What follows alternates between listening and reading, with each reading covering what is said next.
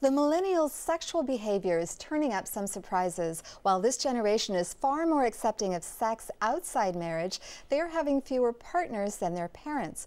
All of this is contained in a new study led by San Diego State University professor and Generation Me author Jean Twenge. She joins me now. So there seem to be some contradictions among millennials. On the one hand, these are the folks who brought us friends with benefits. On the other hand, they're having fewer sexual partners than their parents. How do you explain that? Yeah, so it was a little bit of a mystery because we did find the millennials were the most accepting of any generation of premarital sex, yet their baby boomer parents had on average about 11 partners, and then the millennials or Generation Me had on average about 8. And we did a special statistical adjustment for age to make sure it wasn't age that was causing that difference.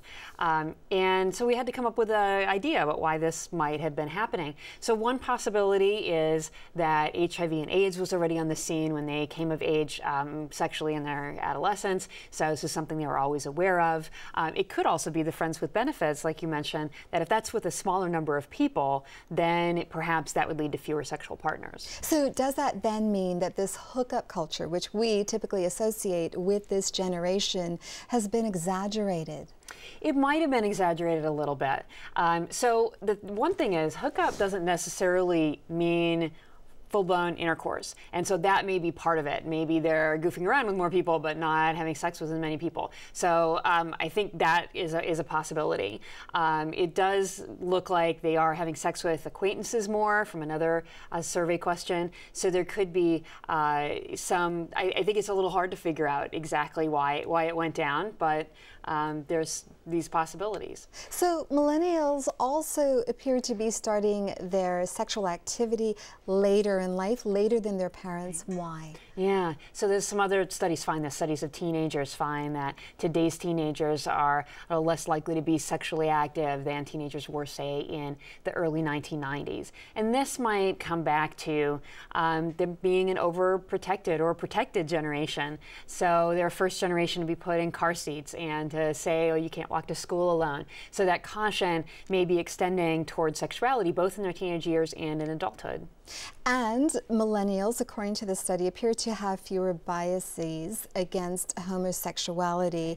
But is that really revealing? I ask because probably their parents and their grandparents have shifted their attitudes over the years as well, right? Well, somewhat. And so we did look at that because that's called the time period effect. So something that changes in the culture that affects people of all ages.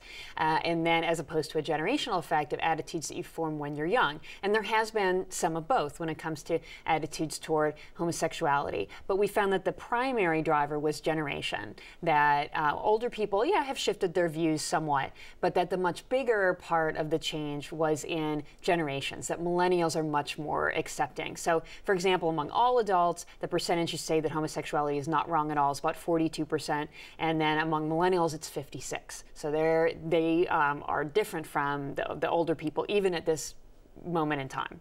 Is there really a big difference between the millennials and the previous generations? Yeah, absolutely. Not in everything, but we found in a long list of studies we've done that there are some things that make millennials stand out. So these more tolerant and accepting attitudes is certainly one of them. And then they also have many other individualistic traits as well. So they view themselves more positively, and a little more materialistic, and they also seem to... And why do you think that is, yeah, that they view themselves more positively? Well, we really think that it's part of this general movement in American culture toward individualism.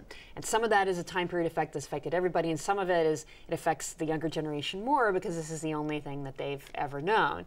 And we find, say, in American books that they're more likely to use I, me, and mine now than they used to, and a little less likely to use we and us. Same thing shows up in song lyrics. The culture has really shifted toward much more self-focus, and usually when you get more self-focus, you're going to get a more positive self-view. So millennials are more likely to say they are above average in a number of skills. Very quickly, how honest are people typically in studies like this? Yeah, so that's always the danger in survey research. But the folks who run these surveys tend to say, people actually, you can ask them any question about sex and they'll answer it. What they don't like is when you ask them how much money they made in the last year. That's what they don't want to talk about. But sex, they're pretty willing to be honest. Jean Twenge, we've got to close it there. Thank you so much for coming on the program. Thank you.